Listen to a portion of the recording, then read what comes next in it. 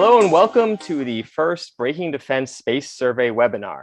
My name is Aaron Mehta. I'm the editor-in-chief of Breaking Defense, joined today by a fantastic panel of experts to talk about the findings from the Breaking Defense Space Survey. If you're not familiar with the survey, we put it online. We had it running for about a month and a half towards the end of the summer. We ended up, after we went through and culled some of the respondents, we ended up with about 500 people who worked either in the Defense Department or the national security space industry. This is maybe one of the biggest groups of people we had to kind of respond to this type of poll, certainly since the Space Force was formed just about 2 years ago, and the reorganization of the Pentagon really began in earnest when it comes to national security space. So we wanted to get together with some people and talk about those findings. Joining me today is Rosalind Lewis, who's the General Manager of Aerospace's Special Programs Division, Victoria Sampson, who's the Washington Office Director for the Secure World Foundation, McKenna Young, who's an Associate Fellow with the Aerospace Security Project at the CSIS, and Teresa Hitchens, who's Breaking Defense's own resident space guru and one of our lead reporters on anything that happens in and around the Earth. Thank you all for joining me today. I want to start today by talking about acquisition. Maybe there's no part of the space reorganization that's been as much of a focus as we need to figure out a better way to buy these things. This was also just, I think, maybe the most interesting response to me off the top of the bat from what we got. The largest cohort of respondents, about 37%, reported that the Space Force has been moderately effective at improving space acquisition, with 29% saying it's been slightly effective and 11% very effective. But notably, almost 20% of overall respondents believe the Space Force is not effective at all in improving space acquisition. And there's actually a pretty big split between the views of DoD and industry. Just 4% of DoD respondents said Space Force hasn't helped, while 23% of industry respondents said Space Force hasn't helped acquisition reform. That's kind of a pretty big split in the opinions there. And I want to start with Rosalind, maybe with you. What do you make of that split between industry and the Pentagon when talking about if Space Force has been effective at changing acquisition? So I'll start by making the observation that acquisition policy has evolved over time. There have been quite a few studies that are already out there looking at this problem and looking at acquisition across eras or eras of acquisition. And what you'll find is that from the time that it takes from a policy to be stated and then implemented, and then actually executed into acquisition, there's some lag time.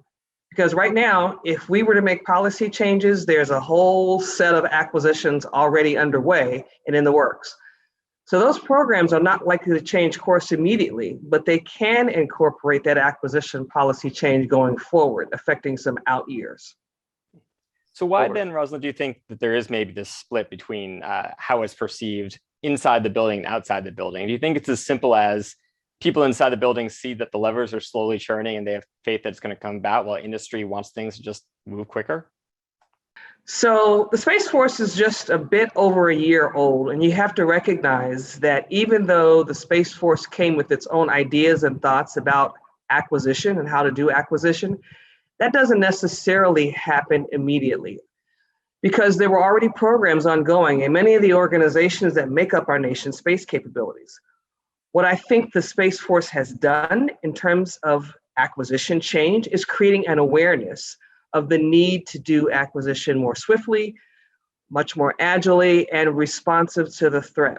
Those things aren't policy. Those things are understanding the nature of what we're trying to do with our space systems and our national security space enterprise. So just the mindset has helped to be changed by the fact that the Space Force is standing up. The policy, the actual way we implement, will come as we try to figure out what's the best way to proceed in acquiring space systems and capabilities, particularly in response to the threat. Teresa, I'd like to get your input on this, because I know this is an issue you've written a lot about over the years, and particularly over the last couple of years as this reorganization has spun up. Yes, I think what's really interesting is actually the disconnect that's not mentioned in this poll, and it's the disconnect between DoD and the Congress on this issue. Congress, when the Congress first started talking about the question of separating space out from under the Air Force in some way, shape, or form, which was a few years, many years actually, before Space Force was created, they were really fixated on the acquisition problem, and it was a multifold problem that they were looking at. It wasn't just speed of acquisition, that was one of them, but the composition of the overall space architecture, question of resiliency or lack thereof, and the disconnect between the some 60 odd organizations with fingers in the acquisition pie. And up to now, Congress has been very dissatisfied, like pretty annoyed with what they see as a lack of real reform, rather efforts to sort of, move the chairs on the deck of the Titanic. So reorganizational things, structural things, and to simply come to Congress and ask for more flexibility in funding. Well, the Congress doesn't want to give flexibility in funding until they feel like they've seen solid movement on reform policies. So there's a lot of feeling on Capitol Hill. You're just coming up here and asking us for all the money, and you're not telling us how you're going to make it any better.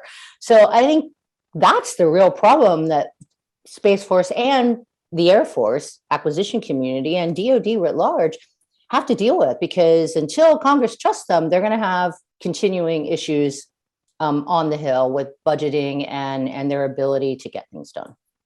So it's funny you mentioned Congress. One of the questions we did ask in the poll was about whether the respondents thought Congress should exert more oversight on the space acquisition system or not.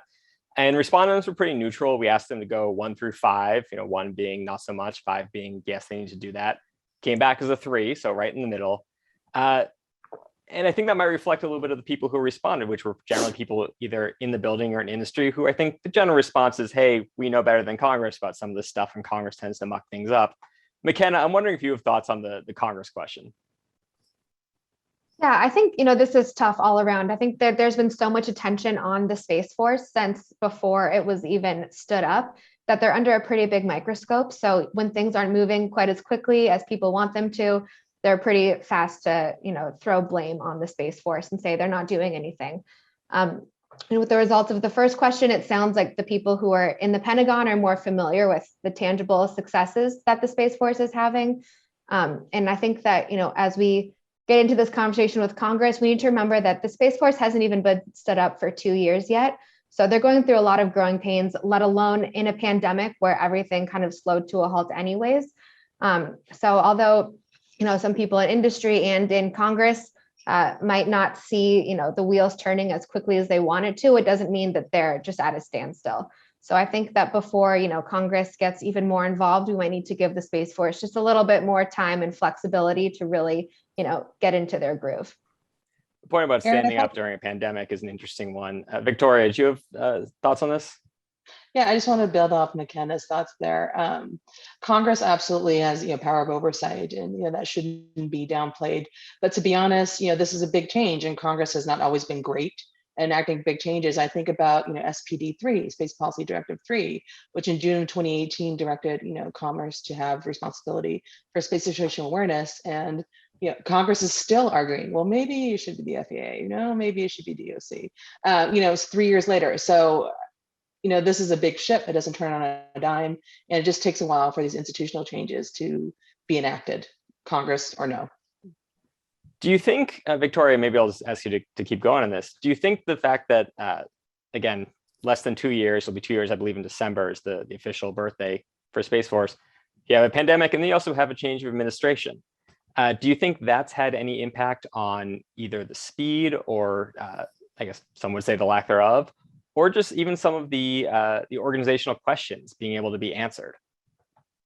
I mean, not that I don't like blaming the pandemic for a lot of things. I think it absolutely has something to do with that. But I mean, just in terms of from one administration to the next, there has not been a huge change, really and truly, in terms of what the Space Force is trying to do. To be honest, looking back at what the Space Force was attempting to do, there's just, if you ask 10 policy analysts, what is the Space Force's raison d'etre?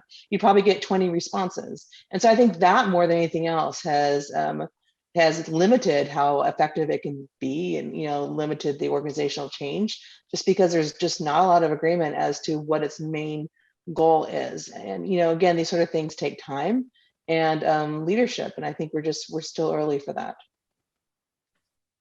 Seems fair. I want to switch to talking a little about commercial space, which is, I think, a growing issue, and certainly been a lot of news about that recently. Teresa, there was a question that we asked in the survey, which said, how important will commercial data as a service be to your mission success? And Teresa, I'm wondering, actually, I wanted to ask you if you could define that phrase, commercial data as a service. I think if you're not necessarily drilled in space stuff, you might not be as familiar with it. Okay, when you talk about space as a service, I'm not just going to say data as a service, I'm going to say space as a service, because the issue is really larger than just data acquisition. It's really talking about buying access to bandwidth, to hardware, to products, to internet ability, just like you or I buy it. Meaning we sign up for a subscription service and you pay a certain amount of money for access over time. So you pay so much a year. You don't pay individually for example, in reality, if you get a cable package, you get voice, you get data, you get access to the internet all in one big package, right?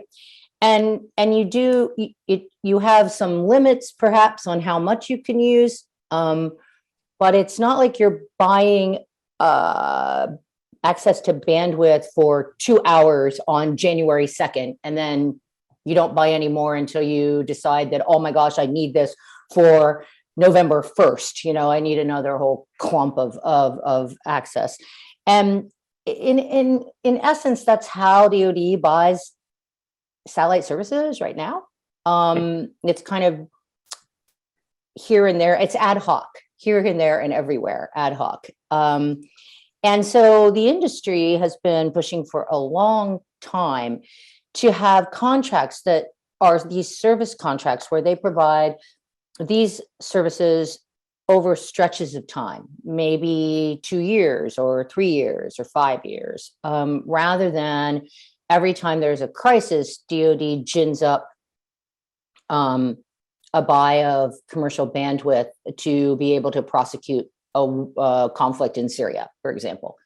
A lot of DoD's commercial acquisition is actually done through OCO. It's not done through their annual budgetary process. It's done through contingency funds, and that's another whole kettle of fish, because you have issues mixing pots of money and colors of money. It just makes the whole system very, very complicated. And industry would argue it makes it actually way more expensive for DoD to acquire access to commercial SATCOM in particular, but to all kinds of different satellite capabilities. When you talk about data as a service, generally people are referring to access to imagery data. And one of the big issues in the DoD world and in actually the national security world, because it involves the IC, is who should be responsible for acquiring commercial imagery and imagery products, maps, 3D, what do you call it? I can't remember the name. I'm sorry. When you have on your screen, you have like a 3D screen with where, things turn around. Models, 3D modeling. Models, there you go. Yeah, there you go. 3D models of, a place or at a certain time. And access, who should have the responsibility for access to data, imagery data, and data products. So right now that's provided to the military services largely by the National Geospatial Intelligence Agency. But commercial satellite imagery data is acquired by the National Reconnaissance Office. There are a number of military services, especially the Army, who want to be able to have direct access to imagery data. They want to have direct access to satellite imagery on demand for their own purposes and not have to wait for the intelligence community to give them products. combatant commanders are thinking about the same thing. And now that this is widely available from commercial imagery companies, they don't see any reason why they should have to have a time lag in getting this kind of data. So data as a service is what we're talking about with this question. It's related to imagery data. Great. So again, the question we asked was, how important will commercial data as a service be to your mission success? The biggest return result for that question was moderately important. But interesting enough, among DoD respondents, it was very important. Rosalind, maybe let's start with you on this. Are you surprised? Maybe that's the response that you got from people in the building? No, not at all surprised that that's the response that we got from the DoD community. One thing you also noted in your result is the increase of commercial industry in the space industry. And DoD recognizes that the resources that are being spent by commercial and investors into space capabilities is significant. Significant enough that these capabilities and the innovation that comes along with those resources is actually happening alongside of what the DoD is trying to do, and probably maybe sometimes even in front of what the DoD is doing. So one of the things that we try to do is work with our national security space customers and helping them leverage that investment to build a secure architecture, because our objective in helping our customer is for their mission. And a part of their mission is to continuously outpace the threat and outpace the adversary. Well, when you have that sort of level of resources, investment that commercial industry and investors are putting into developing capabilities and technologies, that's where the innovation is happening. And it's important for DoD to be aware of that and take advantage of that. So I think from a DoD perspective, inside the walls, you see the kind of innovation, you see the opportunities that creates to outpace the threat. And you want to basically make sure that you're a part of that, and that's a part of your architecture. And as aerospace, that's what we try to do for our customers. So having the options for using anything as a service, data as a service, launch as a service, while we're talking here about data as a service, but having that option for using something as a service as a part of your planning, a part of your architecture, a part of your enterprise. And it enables you to have a strategy that's resilient to outpace the threat. That's a big part of what we're trying to do with our government customers. So interesting enough, Teresa talked about kind of the other aspects of the NGA and so on and so forth, the intelligence community. One of our questions was how well the intelligence community, Air Force and Space Force are working together. About 50% of respondents said that the three groups, the IC, the Air Force and Space Force, are working moderately effectively. But then roughly 1/3 believe they're either not effective at all or slightly effective in their coordination. Victoria, I'm curious to think if that seems about right. Maybe there's too much optimism, maybe there's just too much pessimism in that response. Well, I think probably a lukewarm response is probably the most accurate way to describe, how these organizations are working together. Just because, again, they're coming off of decades of pre-ingrained ways of thinking about things. You have a new institution that kind of straddles a couple other organizations, and so it's taking a little bit of the job from organization A, a little job from organization B. You're trying to sort that out. Even with the idea that SDA is going to get back into the Space Force in a little bit. So, I mean, there's a lot of questions about how best to go about doing this. I think this, if nothing else, the poll results indicate that there is definite room for improvement. And, one of the probably best ways of doing that is to really make it a priority from leadership on down to make these processes as smooth as possible, as opposed to being concerned about, who gets the budget, who gets the authority, that sort of thing. Just really looking at what is your end mission and what is the best way to go about doing that. And again, I think comes down to what is the ultimate end mission of the Space Force, and really building that brand as opposed to focusing on internecine organizational battles. Rosalind, I'm curious actually your response to what Victoria said about, kind of, I guess, how these people are working together and the kind of end user idea. And, ultimately people have to just figure out how to work together on this stuff. Do you, as a customer and as somebody outside of the Pentagon, I mean, do you think these groups work together, or do you find that oftentimes they're not talking to each other when you're talking to them? So one of the things that's unique about aerospace is that all of these organizations we're talking about are actually our customers.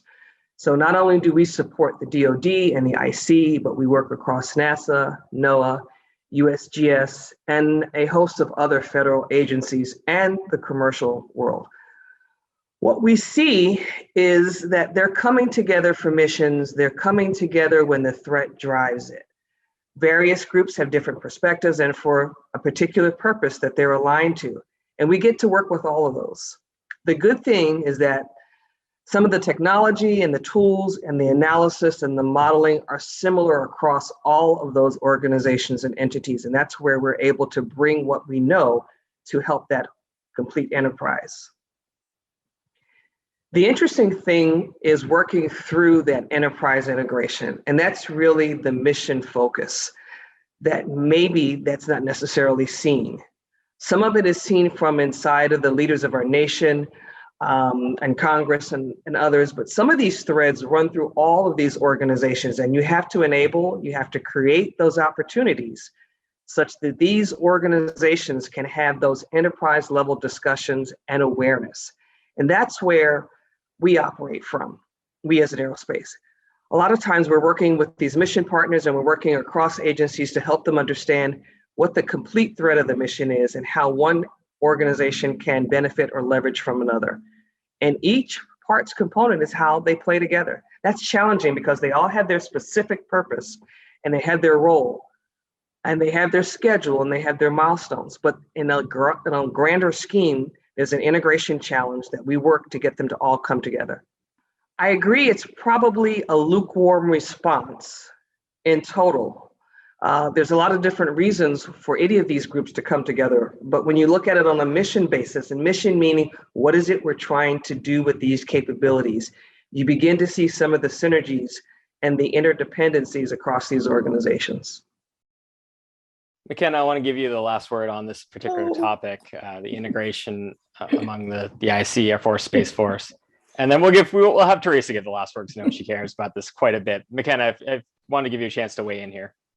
Thank you. I don't have too much to add based on what everyone else has said. I think that this is something that's just difficult and it takes a lot of practice. It takes people knowing who to call in the building when they have a particular question. So, I agree that I think a lukewarm response is probably the most realistic. That's not a terrible thing. It's good that people aren't totally pessimistic about it, but there's always room for improvement. Probably the most accurate way I've ever heard Pentagon integration summed up is lukewarm is better than everyone's totally pessimistic. T, last word on this.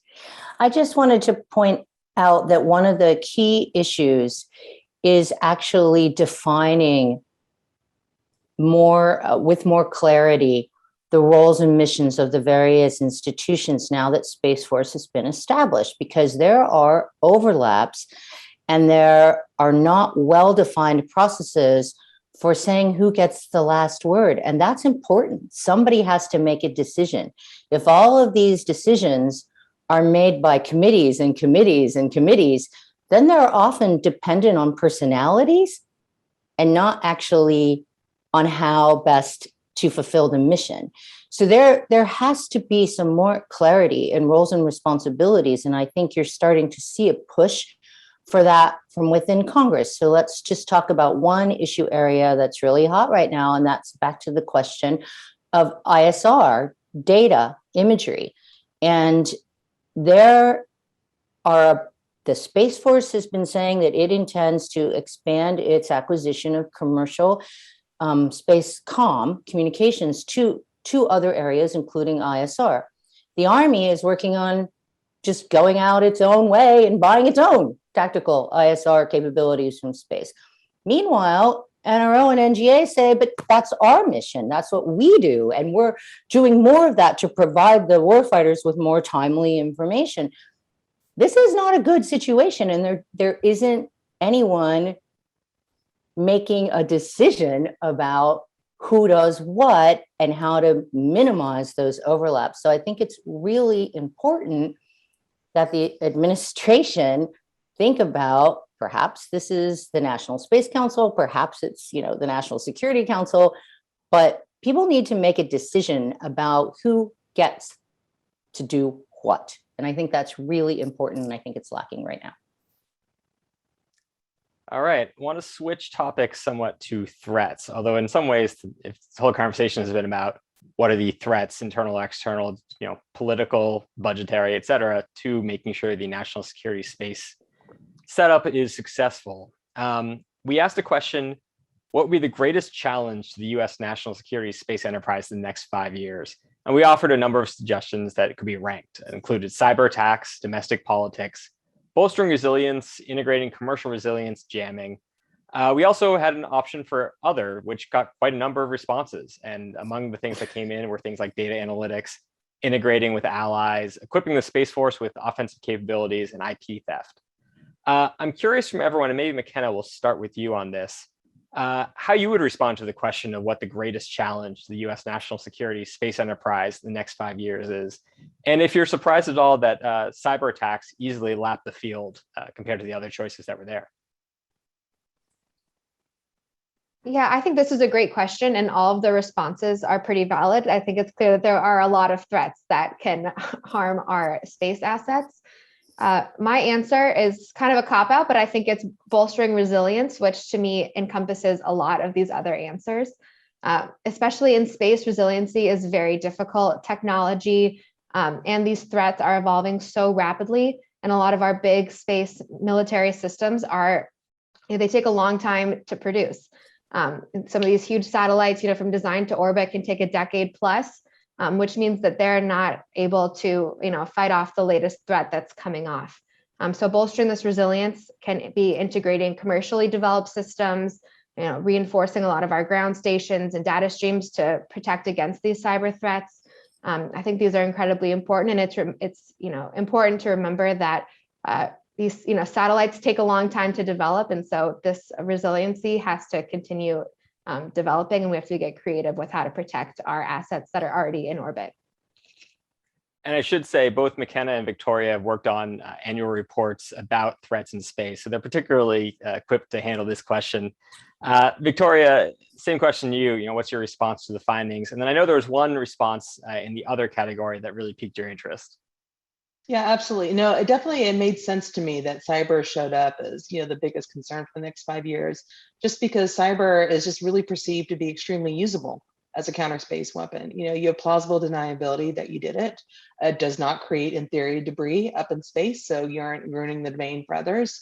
And it's something that, there's relatively low cost to entry as opposed to, building a whole launch system, that sort of thing. Cyber is seen as a very, relatively easy counter space capability. And that's one of the points that Secure World makes in our counter space threat assessment. It's that, the non-kinetic options are oftentimes the ones that are seen much more usable. Cyber and electronic warfare is another one.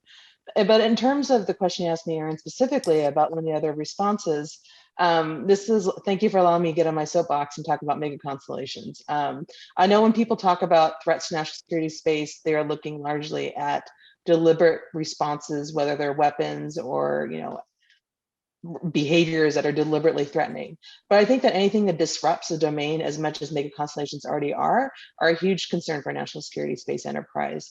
Right now, there's roughly, 4,800 active satellites. If you look at the amount of satellites that are intended to be launched over the next few years, you could have, it used to be 120,000 more. And just last week, there was essentially a land grab where companies were requesting the FCC an additional nearly 40,000 more satellites. Obviously, those aren't all going to come to fruition, but a good chunk of them are. And as we've seen with SpaceX Starlink, a lot of, that's a good chunk of how many satellites are active now. And so that's just a huge change to how the domain functions. Space is going to be the primary actor is a commercial entity. It's not a nation state. That's entirely different than it was during the whole space age.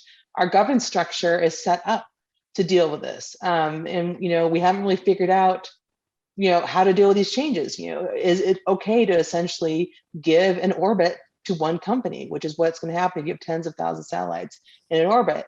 Have we figured out carrying capacities of orbits? It used to be, okay, as long as you have end of life plans, FCC generally would give you your spectrum allocation, but, is that still an issue?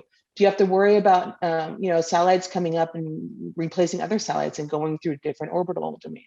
And then the last, looking at it from a geopolitical perspective, China's got plans for, I think, one constellation of maybe 13,000. But by and large, these mega constellations are of the West for the West.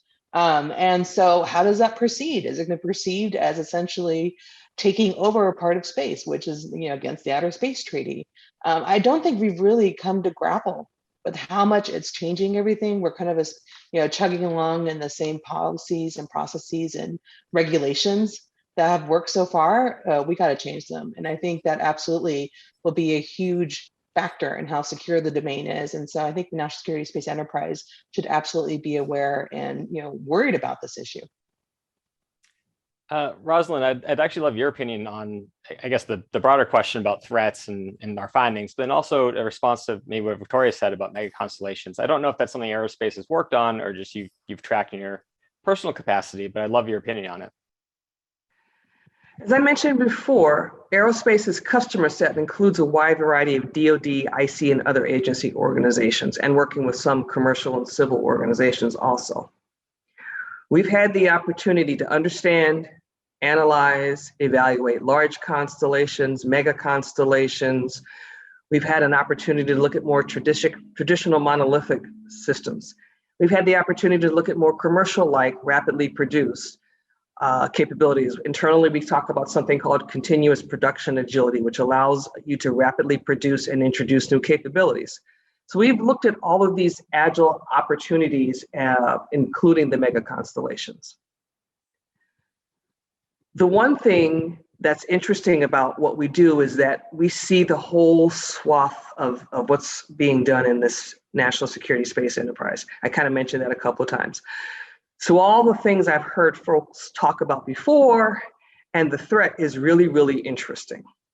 So I want to talk about the threat, not to any particular system or to any particular capability, because that has been talked about already.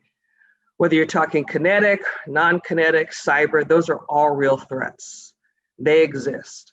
And we basically have to understand our threat posture and our vulnerabilities in building capabilities to be a much more resilient national space enterprise. But I will tell you the two things that I think about often when I listen to this whole conversation, and it comes back to the questions you were asking, they have to do with responsibilities. Yes, there are a lot of players in this space, so collaboration, you can call it that, or you can call it enterprise integration, becomes critically important, particularly for our resilient architecture. It becomes important that we understand what commercial offers. It becomes important that we understand what our mission partners offers. It becomes important that we understand how we operate in that world to achieve an effective mission. Once again, I'm back to that whole enterprise integration and the threat. While we may talk about individual threats, there is a need that we figure out how we will operate collectively as an enterprise. That's a lot of what we at Aerospace are doing right now for our customers, to help them figure out to work collectively across the enterprise, operate. It's important that they figure out that enterprise integration. The other part of that, and you'll hear from our conversations and you'll hear it internally, is that Space Force, in part, is a recognition that we are no longer in a benign environment. Maybe we never were in a benign environment, but it's much more clearly, admittedly, that we're in a congested and contested environment. And we've got to have that sense of urgency that comes from understanding what that means, because that then drives the behaviors that you want and need to collaborate. You want to make sure you have the norms and policies in place that allow you to basically understand the threat as well as operate according to the threat. So it's important for people to recognize that as we grow increasingly dependent upon interconnected capabilities in space, we need to understand that this threat is real, and we have to educate not only ourselves, but our leaders, Congress, who make policy decisions and acquisition decisions to enable us to effectively understand, operate, and outpace our adversary or the threat. Teresa, I want to ask you to close this one out. I'm going to ask you to keep it fairly quickly, because if people have somehow missed this, Teresa wrote actually a whole chapter of a book recently, a fantastic book, which you can read the chapter on our site on breakingdefense.com, about a lot of what Victoria brought up with mega constellation concerns and commercialization of space. So I encourage everyone to go and check that out, and certainly to buy the book. But Teresa, do you want to kind of close us out in this particular aspect? Sure. Just quickly, I think there is a lack of focus on the issue of not just mega constellations, but on the future role of commercial space and how we as an international community regulate commercial space so that it fits with international security and national security priorities and needs. There is a danger in allowing unregulated commercial activities in space, particularly new activities such as resource extraction, things like that, but also simply building infrastructure in space. That unwittingly commercial activities will draw nation states into conflict that the nation states don't really want. And that's a potential problem on the horizon that I think there hasn't been enough thought process given to by the national security actors, not just in the United States, but globally. So one of the biggest questions about space, as Rollins has pointed out, is congested and contested, a phrase that we hear a lot from space leaders in the Pentagon, often in talking about other countries, specifically China, Russia, are kind of the big two. But we asked to rank 5 countries by potential threats, and we went with China, Russia, North Korea, Iran, and India. The response may be not a surprise that China came back the clear winner, followed by Russia, North Korea, Iran being almost tied, and then India in the trail. McKenna, maybe we'll start with you on this one. What are your thoughts on that? And one of the interesting things I thought was the inclusion of India in the question. So obviously we put that in there. People are going to have to pick it at some point. But India is a partner and a growing partner for the U.S. Do you see any concern there with them as a space power as well? Yeah, I think since 2019, when they, showed that they have an ASAC capability, they included themselves in this conversation of having tangible threats that they, have a clear demonstration that they can have. So they became part of this conversation, although I think that they are in their correct spot at the bottom of that list. They do have an ASAC capability. They have their, creating more of a cyber and electronic warfare portfolio, but they're not really using them, especially not on space assets, and definitely not towards the US. I think of that list, it's pretty clear that the US has the best relationship with India at any given time. So I do think that they pose the lowest threat to US space systems, although they deserve to be a part of this conversation. I think Iran and North Korea as well, they have pretty good electronic warfare and cyber capabilities. As Victoria mentioned earlier, those have a pretty low barrier to entry. It's easy to disguise who's doing what, or even sometimes if there is an attack. But they do have those capabilities and are on that same level, although they haven't really shown it against space assets. In particular, it's more towards smaller geopolitical conflicts or economic bolstering. So I think China and Russia are the biggest threats, and I know Victoria has a lot of thoughts on that order. Couldn't have teed it up better, Victoria. Let's talk about China versus Russia. In DC right now, you can't walk 5 feet without somebody jumping out of a bush and yelling China, China, China at you. Is that a fair assessment that they are the bigger space threat than Russia? I think, a lot of the concern in regards to China is just part of a larger discomfort the United States has with China. We don't know what to do about them. It's not just space. Space is just part of that confusion. And honestly, I feel like a lot of people are using China as the new Soviet bear. The idea that we need to have a boogeyman, we need a immediate response, and that kind of kicks a fight or flight sort of response in a lot of people. You see stuff where there's discussions about their civil space program and how somehow that indicates they have nefarious plans for their military space program. I was like, guys, those are 2 different things. Let's not conflate the 2. For me, what I really find interesting is obviously China is working on counter space capabilities. Both CSIS and Secure World goes into that into some detail in our counter space threat assessments. So I don't want to go too into that, but one thing I find very interesting is that Russia, is actually doing a lot, which does, and you don't really hear a lot about that. It just in terms of China and Russia. But, thinking about it, Russia's civil space program is obviously still a big part of its identity, but, the United States doesn't need Russia to get to the space station anymore. Let's be honest, there have been some issues with the Russian contribution to the space station over the past year, where they had some quality control issues, shall we say. It's struggling to find a footing, and what is it supposed to be now? Russia does not have a commercial space sector by any stretch of the imagination, and in fact, historically, the Russians have argued that commercial space has no role there.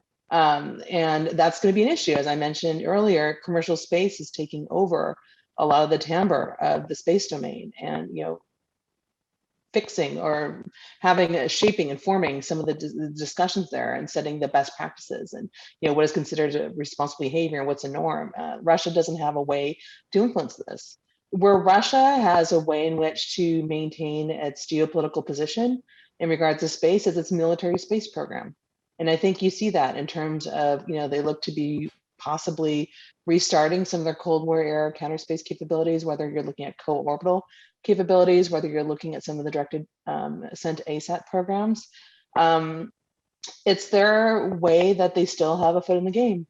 And I think that their actions do reflect that. So I obviously, again, don't want to discount China's efforts and concerns you have about what their intent is, and they could absolutely be more transparent about what their goals are and their missions for their space program. But I feel like we shouldn't let this concern about China override a more clear-eyed view of what Russia is doing and could potentially do with its military space program. McKenna, I want to give you a chance just to respond to see if you agree with, kind of in terms of current threat, Russia is actually more of a direct competitor, or at least more of a direct threat in terms of national security space issues. Yeah, I absolutely agree. And I think not only are they a bigger threat, but they are actively showing that they have these capabilities. And, we're talking about it, but nothing's really happening. And China keeps getting the most attention from the US talking heads, but Russia is actively doing a lot of things that could threaten our satellite systems. They have satellites that are moving all over the place, getting really close to not only, US satellites, but I know the French have talked about this a lot. They had a really big statement. So Russia is actively showing us that they are working on these capabilities, that they have the capabilities, and that they're not afraid of getting caught, because they are continuing to just kind of put it in our face that they're doing this, and they're not getting as much attention for some reason. So I absolutely agree with what Victoria was saying. Teresa, why don't you chime in here, both on this kind of Russia-China question, but then also, the broader question of, I think, Iran and North Korea, and even to an extent, potentially India, as, threats intentionally or not to our space programs. I guess maybe I want to back it up a bit. You mentioned two of the infamous 3 C's that have been the talking points for national security space for some time: congested and contested. And I just want to do a little bit of pushback on what we keep hearing about how, space was a benign environment in the past, and now it's not. It's contested and congested, and that's simply not the truth. It is not true. Space has always been an area of military competition, dating to the dawn of the space age. There have been anti-satellite weapons programs that were built both by the United States and the Soviet Union way back in the day, and tested and fielded. The Soviets had a co-orbital system that was up and deployed.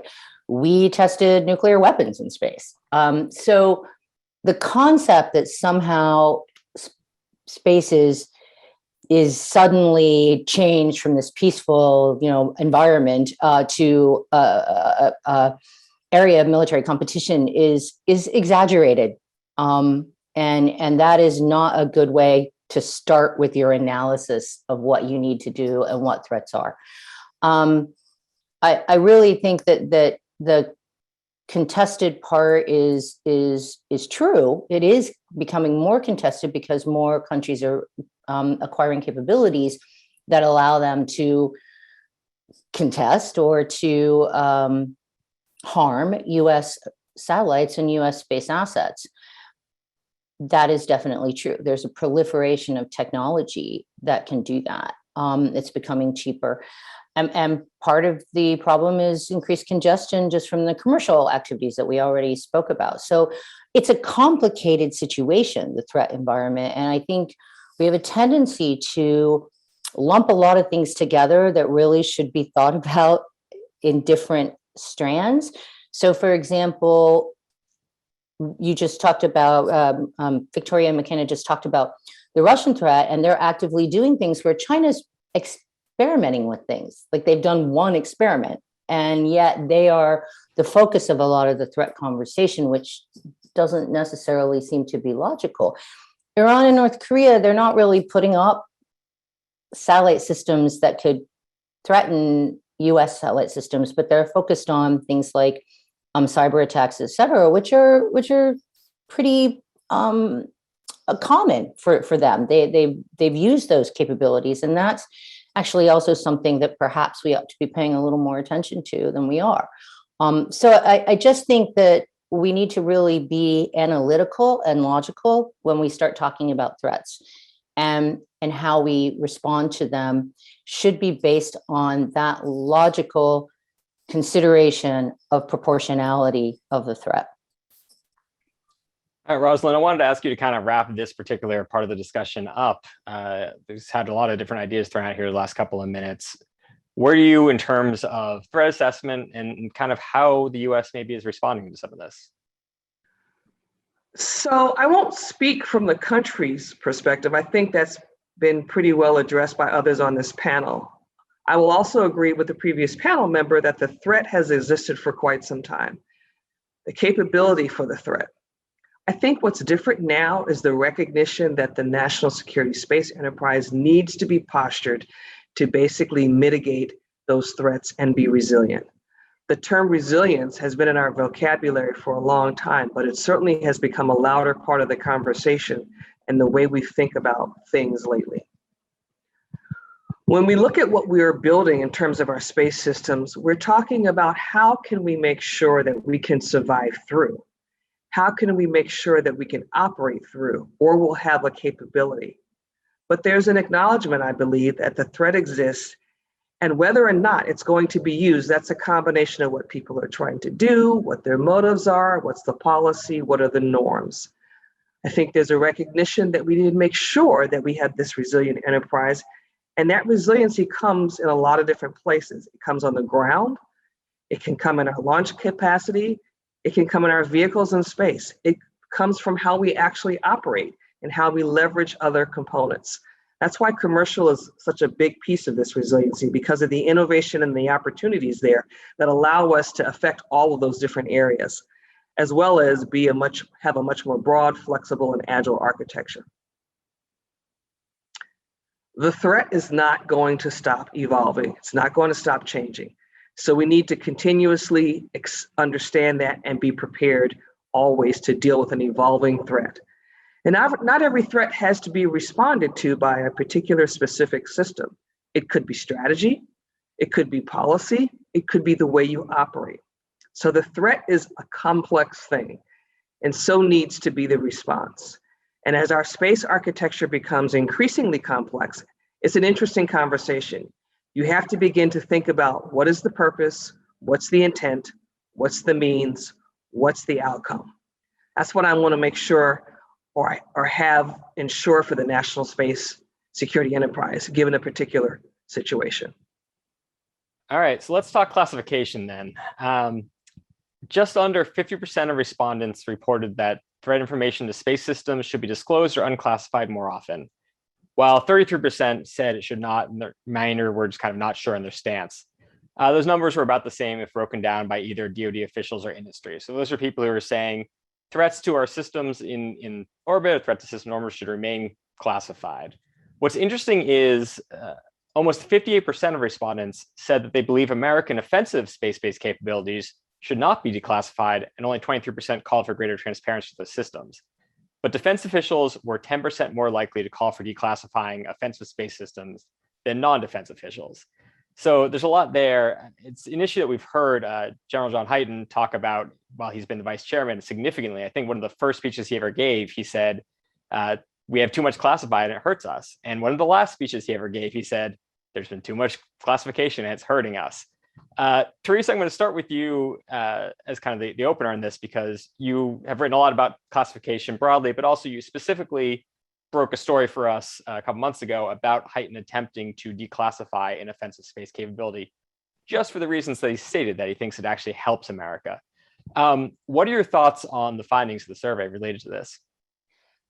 I find them really perplexing in a way, because I'm not sure how people think the world works. If we're going to call for more transparency in what other countries are doing, we're asking other countries to be more transparent. We want more info, or we want our own intelligence agencies to release more information about threatening behaviors in space. And how are we going to explain to our allies and friends that we're keeping our own capabilities, potential offensive capabilities, et cetera, or potential responses classified? Because for one thing, allies want to be reassured that if there are threats to them that we are promising to help with, that we actually can do that. How do you convince Congress that you have responses to threats if everything's classified? How do you fight in coalition warfare around the globe if you can't tell your allies and partner nations what information you have about what's threatening them? And so I find the disconnect to be very,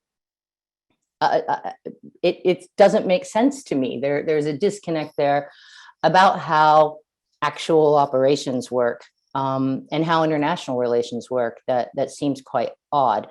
The one thing that I would also say is that allowing transparency in the capabilities that you have or that you intend to field actually allows you to have really substantive discussions with your potential adversaries about what you see as activities that they're undertaking that threaten you. It allows to have this honest conversation, which helps actually dampen threats, because people understand where each other is coming from with regard to what you consider directly threatening to yourself. And absent those kinds of conversations, absent that kind of transparency, you really raise the stakes for misunderstandings and accidental conflict. Rosalind, I'd love to get your opinion on this, both on the broad findings and then on Teresa's point about how declassifying more may actually help to avoid conflicts in the future. So this is a particularly interesting topic. I was on a panel not too long ago where the notion of overclassification came up in that discussion as well. And I appreciate the previous panel members' comments because I look at it two different ways. On one hand is the whole external. Are we overclassifying our capabilities? Is there leverage to declassifying capabilities so that we have the ability to influence or shape conversations, behaviors, policies, and norms? It's a conversation that's gone on for quite some time. This is not a new question. What do we tell about what we can do or know? And that allows us to have a meaningful conversation with an adversary potentially and to influence it and shape their behavior. What do we need to do? What do we need to share? And what do we need to show? That's one side of the classification. The other side of the classification or declassification issue that was addressed in the previous person's comments, and they were talking about operations. How do you work with allies? How do you work with partners? How do you work with other organizations? How do you work across industry if you can't get beyond the classification barrier? I'll even take that a little bit more beyond operations, take it back to acquisitions. How do you effectively acquire when the people who need to coordinate and collaborate may not have the same classification accesses and can't even access the same information, let alone talk to each other? I don't think there's a top-down level answer to this. I've said this to almost every answer that I've given. It really depends on what you're trying to do when you decide than what you decide to declassify. Even whether you're talking about acquisition, if you need to build something and you acquire something, if the classification is inhibiting you, is it worth the exposure, even in a controlled environment, to allow you to operate faster? Is it worth the exposure externally to influence or shape? There's not one answer to this. And it's surprising to me that you get this kind of response because it all depends on what people are thinking about when they think about this particular question. Victoria, I want to go to you next on this. Again, something I know in your counter space reports, you've talked about the need to kind of classify declassification and the tension there. What are your thoughts on this issue? Yeah, thanks, Aaron. I mean, in regards to the poll about having 50% saying yes, threats to US space security assets should be declassified, I think that makes sense. That's something that DoD has been talking about for a while. And I think it has been helpful in terms of trying to send a message in terms of what the US needs to deal with. I just think it's wild that the United States has not been able to declassify a lot of these sort of things. I think that speaks to residual Cold War hangover thinking about what kind of threats there are to US space assets. It used to be back in the day, if you didn't want people to find out about threats or things up in space, that you could just not talk about it and keep it classified. But now that anyone with a decent cell phone can go out and monitor satellites passing overhead, I think it seems ridiculous to think that one can limit information about their existence. I'm not talking their intent or that sort of thing. So I think that is something that is a more realistic view of what the US classification purposes should be looking at. All right, McKenna, I'd love to get your opinion on this issue from the poll, but also to the point that Victoria made about the fact that some top-level US leadership have been very vocal about the need to start declassifying stuff and being more open about this, and the fact that it's actually in the US interest to talk about this stuff. But there's still this kind of, whether it's a Cold War hangover or just a culture of secrecy that's hard to break through. When you've got people, again, like Hyten, the #2 uniform officer in the Pentagon, pushing to declassify stuff, and it doesn't seem to be happening, I guess, what does that say going forward? Yeah, it's pretty incredible that there are so many high-level people talking about this and not a lot is happening. You mentioned General Hyten's statements. Former Air Force Secretary Barrett has made similar sentiments, as well as General Dickinson. Earlier this year, General Raymond also said the Space Force is starting some declassification process. Of course, the details of that were classified, but apparently they are working on something. So to have, at least 4 people just off the top of my head that are, real leaders in military space not able to get the ball rolling on this is pretty crazy to me. But it clearly speaks to a real problem in overclassification. And maybe how many hoops you have to jump through to get anything done that are really for these really important problems. So it's pretty jarring when you look at it that way. And I think I completely agree. Overclassification it's dangerous. It's much harder to integrate with our international allies, with commercial partners, even across our joint forces when you can't just openly speak about these things. Let alone, like Victoria mentioned, to form policy or even have appropriate funding to different sources for these threats. So there's a pretty clear problem, and it's still a surprise to me why it's taking so long to see any traction on this. Thanks to all of our panel participants for their time, and thank you to the audience for tuning in.